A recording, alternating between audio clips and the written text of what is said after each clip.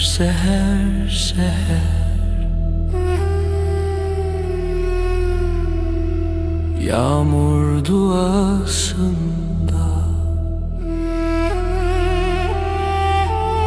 diller dualarla ıslanmıyor, gayret uyku komasında.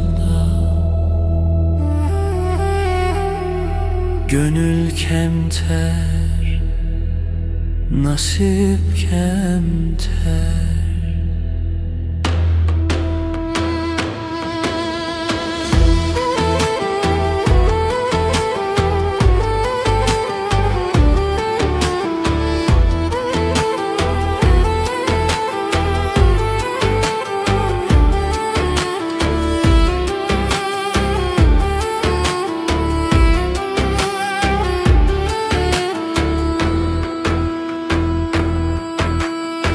Sahibini taşıyan dava, bahane bunaltısında.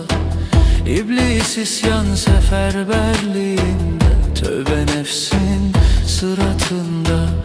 Ayaklar kemter, ayaklananlar kemter. Cihadı kebir surlarda bekliyor, hücum borusu ağızlarda.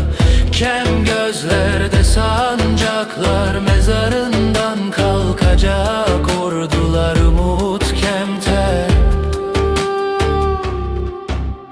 talih kemter.